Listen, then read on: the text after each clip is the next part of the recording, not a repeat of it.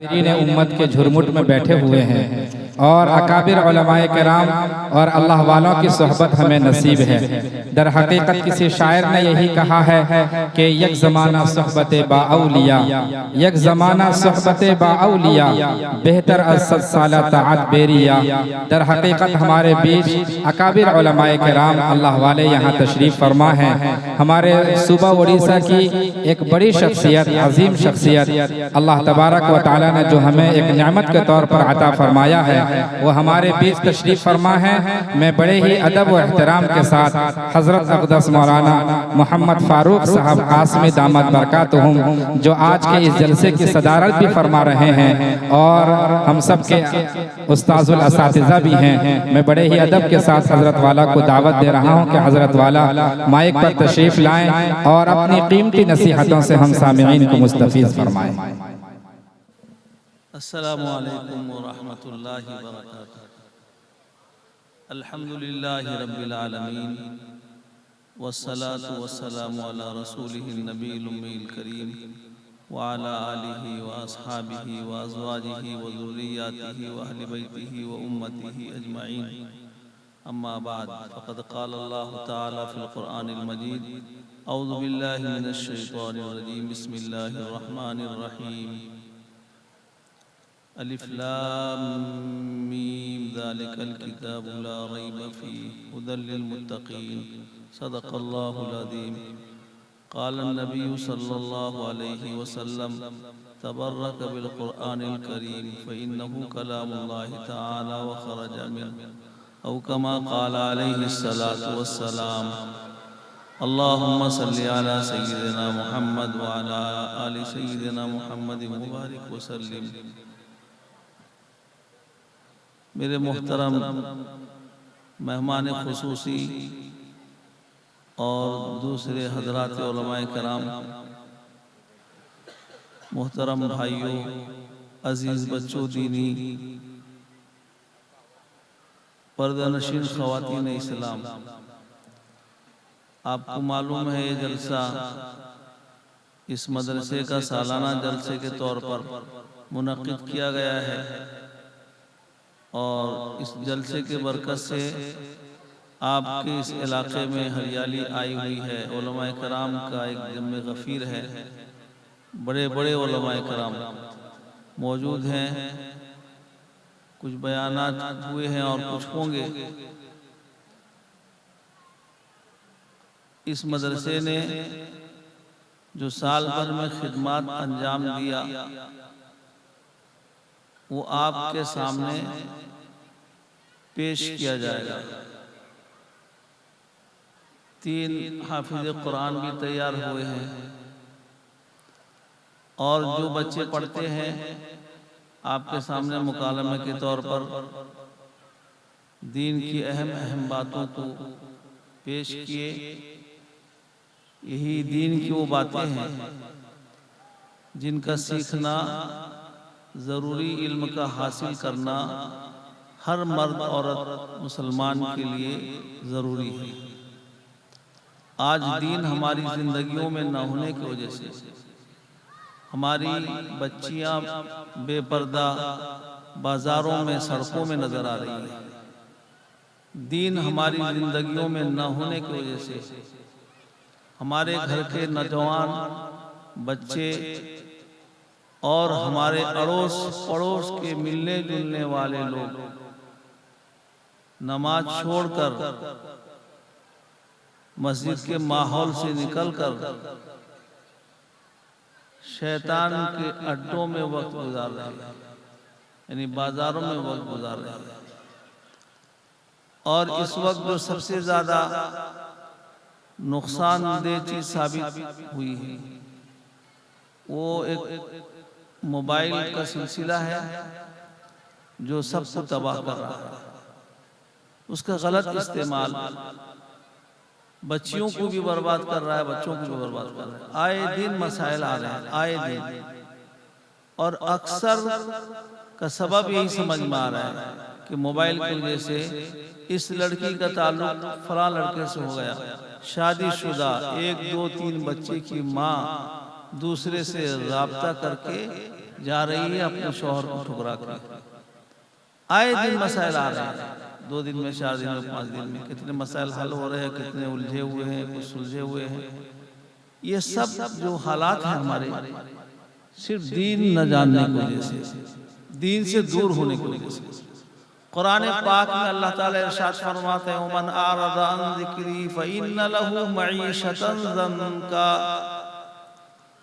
इस दीन से जो एराज करके दूर होकर इसको पसे पुष्ट डालकर जिंदगी गुजारेंगे। नमाज दीन है, नमाज को सुन्नत के मुताबिक पढ़ना, इसके मालूमात को हासिल करना दीन है। खाना पीने के सामान पाकीज़ा हो और जायज़ तरीके से हासिल हुए हों, जिनके ज़रिए से जो हमारा ग़िज़ा बनता है और खून बनता है, हमारे रगों में घूमता है फिरता है, हमें सही रास्ते पर चलाता है। खाना कैसे हमारा, पहनना ये पाकीज़ा तरीके से हो, ये दीन हमको सीखने की ज़रूरत है। हम समझते हैं आम तौर पर कि दीन हम बहुत जानते हैं, लेकिन मेरे भाइयों, एक मामूली बात जिसको हर मर्द और मुसलमान का जानना जरूरी है। मसलन इतने बड़े मजमे से अगर मैं पूछ लूं कि आप बताओ, नापाक आदमी, उसको गुस्ल की हाजत है, उसको गुस्ल कैसे करनी चाहिए, उसके कितने फराइज हैं, उसका सुन्नत तरीका क्या है, जिसके बगैर आदमी पाक नहीं हो सकता। नमाज पढ़नी है, नमाज के लिए तहारत, वजू की जरूरत है। वजू किस तरह करना चाहिए, इसके कितने फराइज हैं, कितने वाजिबात हैं, कितनी सुन्नतें हैं, इसको हम समझते हैं सिर्फ मदरसे के बच्चे पढ़ेंगे, सीखेंगे, और हमें इसकी सीखने की जरूरत है। हमारे पास वक्त नहीं। मेरे मोहतरम भाइयों, यही तो दीन है जिसको सीख कर हासिल करके हमें इसकी रोशनी में जिंदगी गुजारना है। यही दीन अल्लाह ने उतारा, यही अहकामात कुरान पाक में है। अल्लाह ने हुक्म दिया कुरान पाक में, अकीमुस्सलाह, नमाज कायम करो। नमाज कैसे पढ़े? आका मोहम्मद मुस्तफा सल्लम से पूछा, नमाज कैसे पढ़े? आका मोहम्मद मुस्तफा सल्लम ने फरमाया, सल्लू कमा रअयतुमूनी उसल्ली। सुन्नत तरीका नमाज, सुन्नत के मुताबिक नमाज सीखना। हम जिस तरह पढ़ते आ रहे हैं, पढ़ रहे हैं, ये तरीका हमको मदरसों में मिलेगा। मकतब से अगर बच्चे गुजरेंगे, उनकी जिंदगियों में ये तरीका आएगा। बच्चे और बच्चियों का मकतब के लाइन से गुजरना बहुत जरूरी है। माँ बाप पूछ पड़ताल से अल्लाह के यहाँ बचेंगे अगर मकतब के लाइन से बच्चों को गुजारेंगे। क्यों? कुछ न कुछ जरूरी इल्म वहाँ उनको हासिल हो जाता है। मकतब के मुअल्लिमीन कोशिश करके उनके दिल के अंदर अल्लाह की रुबूबियत का और अल्लाह के खालिक व मालिक होने का और पाक नापाक जायज नाजायज बहुत सारी चीजों का इल्म उनको मेहनत मुशक्कत के साथ उनके अंदर वदियत करते हैं। और मेरे भाइयों, हमारे दिल के अंदर इसकी कोई अहमियत नहीं है। हमारी जिंदगी खुद इससे दूर है। हम गफलत के साथ जिंदगी गुजार रहे हैं। हमारे फरमाया करते थे, मोमिन की शान नहीं है ऐसा काम गलत करना, लेकिन गफलत की वजह से सब काम गलत हो रहा है। हमारे घर की जिंदगियों का अगर, माशरे का अगर हम हालात मालूम करें, अल्लाह रहम फरमा दे, रहम फरमाए अल्लाह ताला। कितने लोग ऐसे हैं जो अल्लाह की नाफरमानी करके, सियानी तुगयानी करके, अल्लाह को नाराज करके अल्लाह की रोजी खाते हैं, अल्लाह का लिबास दिया हुआ पहनते हैं, अल्लाह की बिछाई हुई जमीन पर चलते हैं, अल्लाह के सूरज से, चांद से, सितारों से नफा उठाते हैं, अल्लाह की हवा से नफा उठाते हैं, अल्लाह के आग पानी से नफा उठाते हैं, लेकिन अल्लाह की मर्जी के खिलाफ जिंदगी गुजारते हैं। मेरे भाइयों, अगर अल्लाह चाहे हवा को थोड़ी देर रोक दें, बताओ कोई भी बशर जिंदा रह सकेगा? कोई बशर तो बशर, दूसरे मखलूकात भी सब मौत के घाट उतर जाएंगे, फना तारी हो जाएगी सब। थोड़ी देर अगर अल्लाह हवा को रोक ले, और पानी को बंद कर दे, बिलबिला उठे इंसान, जीना दुश्वार हो जाए, लेकिन अल्लाह की इस नेमत का हमें तो कदर है नहीं, न अल्लाह की तरफ से नेमत है इसका एहसास भी नहीं हमारे अंदर। ये एहसास न होने की वजह यह है कि हम दीनी माहौल से अलग थलग रह के जिंदगी गुजार रहे हैं। इसीलिए अल्लाह ताला ने कुरान मुक़द्दस में इरशाद फरमाया, फस्अलू अहल ज़िक्रि इन कुंतुम ला तअलमून। अहले इल्म, हम बीमार होते हैं डॉक्टर के पास दौड़ते हैं और एक से एक माहिर डॉक्टर को तलाश करते हैं। मकान बनाना है तो इंजीनियर के पास जाते हुए हया नहीं आती है, कोई मामला दरपेश हो जाए तो एडवोकेट के पास दौड़ते हैं, लेकिन दीनी मसला जरूरत पड़ जाए तो हम नेट के पीछे दौड़ते हैं। नेट कोई आलिम है, कोई मुफ्ती है, उसमें पता नहीं किसने छोड़ा है, क्या मसला छोड़ा है। बच्चों का नाम भी नेट से निकाल कर रखते हैं, इतना उल्टा पुल्टा नाम मत पूछो, जबकि रिवायत में है कि बच्चों का अच्छा नाम रखो, उसका अच्छा तासीर होता है। अजीब अजीब नाम पूछो तो बताते हैं नेट से नाम निकाल लिया। अरे कोई नेट आलिम है? हदीस शरीफ में है, तुम दीन किससे सीख रहे हो? देखो दीन जिनके पास है, जिन्होंने अहले इल्म उलमाए कराम के पास जानवे तलम्मुस तय किया, सीखा, उनसे सुना, पढ़ा। साहबा रज़ियल्लाहु अन्हुम ने अल्लाह के नबी सल्लल्लाहु अलैहि वसल्लम से पढ़ा, ताबईन ने उनसे, तबे ताबईन ने उनसे, ये सिलसिला अभी तक कायम है और क़यामत तक चलता रहेगा इंशाअल्लाह ताला।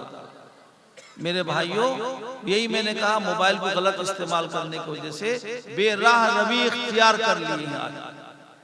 हर आदमी मोबाइल के ऊपर सवार है। नमाज की रूहानियत खत्म, कुरान पाक का तिलावत की रूह खत्म, जिक्र व अस्कार का सिलसिला खत्म। जब देख लो मोबाइल पर मस्त है, मगन है। नमाज पढ़ता है तो मोबाइल इधर कुरकुर करता है, तो नमाज ध्यान अल्लाह के बजाय गैरुल्लाह की तरफ हो जाता है। कुरान पाक की तिलावत करता है, इधर आवाज आई, दूसरे तरफ इंसान बेचैन है।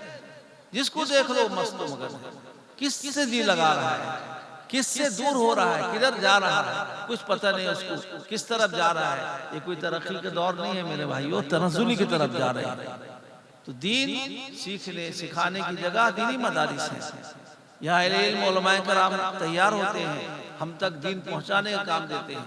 कुरान मुक़द्दस में अल्लाह ने इरशाद फरमाया, कुछ लोग ऐसे हों जो अपने घर बार को छोड़कर बाहर निकल के आए। देखो इस महल्ले के कोई होंगे या नहीं होंगे अल्लाह जाने, बहुत जगहों से 1 2 3 4 यहाँ से वहाँ से आए हैं, इल्म दीन हासिल कर रहे हैं। ये आलिम दीन बनेंगे तो हमारे मस्जिद के मेंबर पर खड़े होकर दीनी मालूमात हम तक पहुँचाने का काम करेंगे। अगर इनका सिलसिला हमने गफलत की वजह से बंद करने का तो सवाल नहीं पैदा होता है, गफलत की वजह से अगर बेरुखी इख्तियार किया, बड़े टोटे और खसारे की बात होगी। अल्लाह के नबी हमारे आका मोहम्मद मुस्तफा सल्लल्लाहु अलैहि वसल्लम ने फरमाया कि तुम आलिम बन जाओ या मुतालिम बन जाओ, या तो आलिमों की बात को गौर से सुनने वाले बन जाओ, या नहीं कर सकते, इतना वक्त नहीं है आपके पास, तो उनसे मोहब्बत रखने वाले ही बन जाओ। पांचवा मत बनो, मुखालिफत करने वाले मत बनो, तबाही आ जाएगी, दीन दुनिया सब बर्बाद हो जाएगा। आलिम बनने में तो वक्त बहुत लगता है, लेकिन मुतालिम यानी तालिब इल्म हर शख्स बन सकता है, दरवाजा खुला हुआ है। आप लोग बनना चाहते हो कि नहीं चाहते हो बताओ? बहुत आसान तरीका नुस्खा बताऊंगा आपको। और तालिब इल्म की बड़ी फजीलत है। हजरत हसन बसरी रज़ियल्लाहु ताला अन्हु फरमाते हैं कि तालिब इल्म की जितनी फजाइल है, अगर तकवा से जिंदगी गुजारे तो इससे बढ़ के और किसी की फजीलत नहीं। मछलियां पानी में, जर्रे खाक में, बरगो शजर, नेक आलिम को दुआ देते हैं शामों से।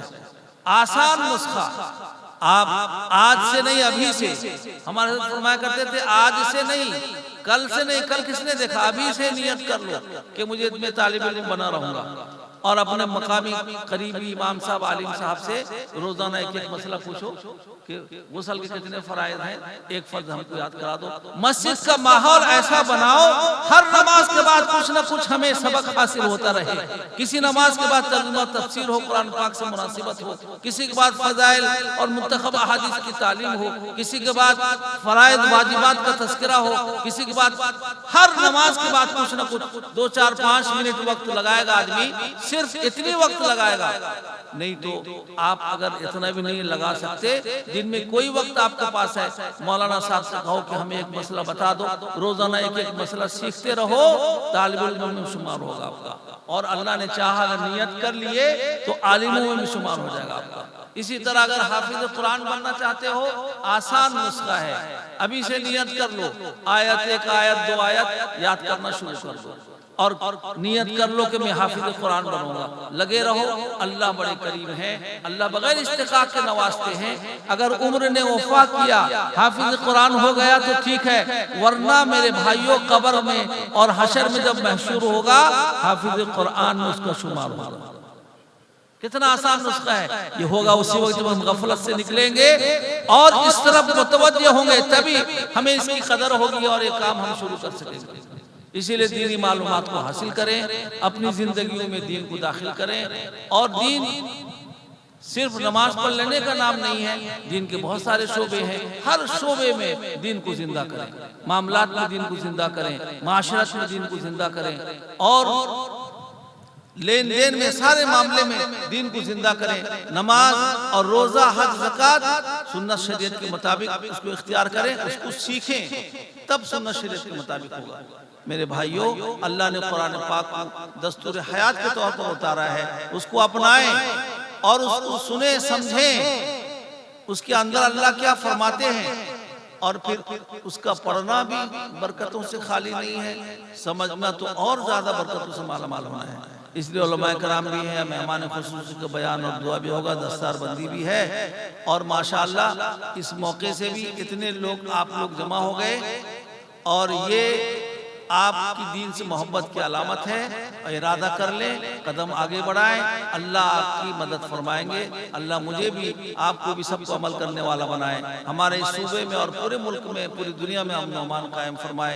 ईमान वाले जहाँ जहाँ आबाद हैं, जान की, माल की, इज्जत आबरू ईमान की अल्लाह हिफाजत फरमाए। दीन पर चलना हमारे लिए आसान फरमाए। वाखिरु दावाना अल्हम्दुलिल्लाहि रब्बिल आलमीन। इस इदारे को और तमाम दीनी मदारिस को अल्लाह ताला तरक्कियात से माला माल फरमाए। आमीन सुम्मा आमीन। हज़रत वाला के बयान के बाद इंशाअल्लाह ताला उन खुशनसीब हुफ़ाज़ किराम की दस्तारबंदी होगी।